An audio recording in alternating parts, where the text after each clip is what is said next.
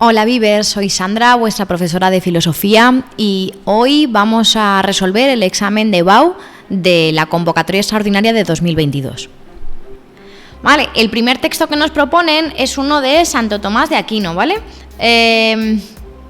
No vamos a leer el texto, tenéis el archivo, podéis leerlo en profundidad, pero sí os comento de lo que trata. Trata principalmente de un poco de la relación del concepto de libertad con el de voluntad general, ¿no? Es importante, tampoco vamos a leer el comentario, pero sí os doy algunas pautas. Es importante resaltar que se conozca un poco la estructura de la obra a la que pertenece este texto, que es Suma Teológica. En Suma Teológica, Santo Tomás lo que hace es los problemas que quiere estudiar, los plantea como artículos, como una pregunta, y en primer lugar va a hablar de las objeciones. Las objeciones van a ser las argumentaciones que sean diferentes a las que él mismo sostiene. Entonces, en este caso, todo el texto va a tratar un poco del argumento ontológico de San Anselmo para explicar la existencia de Dios, ¿no? San Anselmo utiliza una demostración a priori, sin acudir a la experiencia, sin acudir a los efectos, mientras que Santo Tomás, por lo que aboga, es por utilizar los efectos de Dios en el mundo para demostrar su existencia a través de las vías, las famosas vías, ¿no? Y esto es lo que vamos a abordar en nuestro análisis. Os aconsejo que lo leáis también para ver un poco cómo sería la estructura, porque no solamente es importante que demostremos que entendemos el contenido, sino también que sabemos expresarlo de la mejor manera posible. Vale, nosotros hemos optado por esto.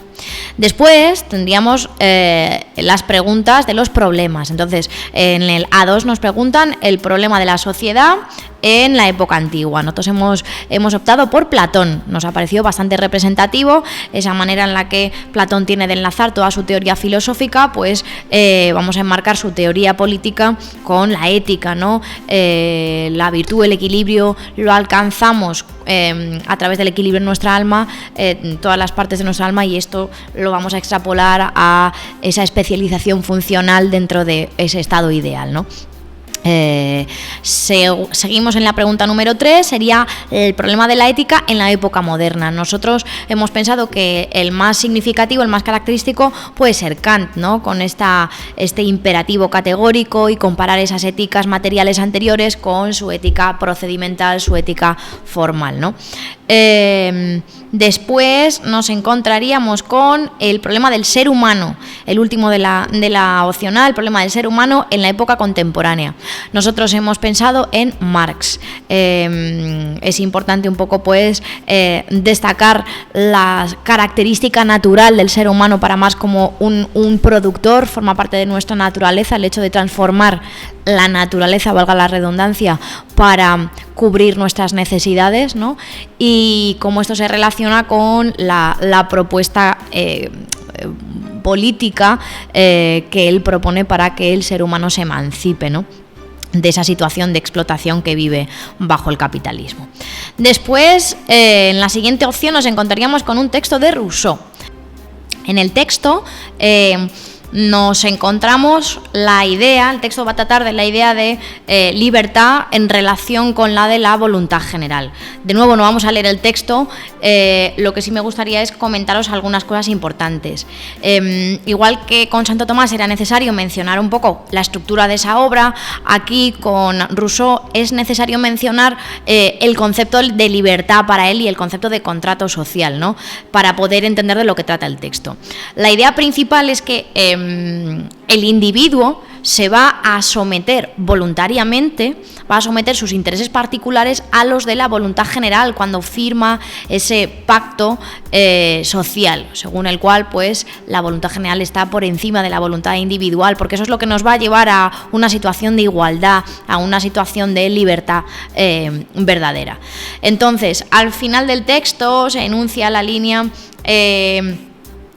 Por tanto, a fin de que este pacto social no sea una vana fórmula, esta sería la idea principal, encierra tácitamente el compromiso de que quien se niega a obedecer la voluntad general será obligado a ello por todo el cuerpo. Esto no significa otra cosa sino que se le obligará a ser libre. Esta frase, que parece un poco paradójica, en el fondo tiene sentido si entendemos el concepto de libertad para Rousseau. Ser libre no es hacer lo que uno quiere, ser libre es hacer lo que a uno más le beneficia, y lo que más le beneficia es como ciudadano. Entonces siempre va a estar por encima el bien común por encima del bien individual, porque en realidad para ser libres verdaderamente tenemos que ser capaces de renunciar a esos intereses particulares, ¿no? Y eso es lo que justifica de alguna manera que el cuerpo político pueda penalizar a cualquiera que intente imponer su interés particular y aprovecharse de sus libertades como ciudadanos y de los beneficios que tiene ser ciudadano de una comunidad política y sin embargo no cumplir con sus deberes, que sería pues renunciar a esos intereses particulares en determinadas ocasiones. Vamos a la segunda pregunta. Os animo a que leáis en profundidad el texto que vais a tener. Vamos a la segunda pregunta, que sería un problema de la ética en la época medieval. Nosotros hemos optado por Santo Tomás de Aquino, que va a tener una ética de alguna manera influenciada por Aristóteles, por lo tanto una ética finalista. Indudablemente tendremos que hablar de la ley natural, de la ley eterna y de la ley positiva también, ¿vale? En la pregunta número 3 tendremos el problema del conocimiento en la época moderna. Nosotros hemos optado por Hume. Hume es uno de los principales representantes de la corriente filosófica comprendida como empirismo, que niega el innatismo, es decir, nosotros conocemos a través de la experiencia sensible, no porque tengamos ideas innatas que nos permitan conocer. Y eso es lo que vamos a ahondar, en lo que vamos a ahondar en esta pregunta. Y nos iríamos a la última pregunta de la opción B, que sería el problema de Dios en un autor o en la época contemporánea. Hemos elegido a Nietzsche.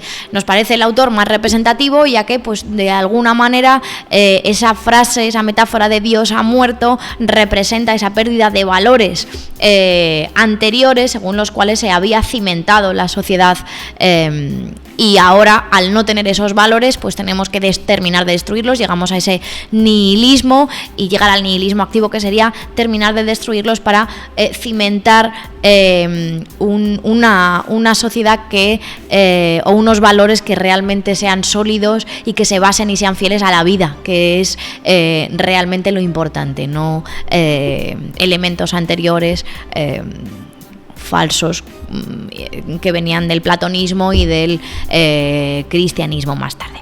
Pues nada más, este sería el examen. Esperamos que os haya resultado útil la resolución y nos vemos en siguientes vídeos. Adiós, Vivers.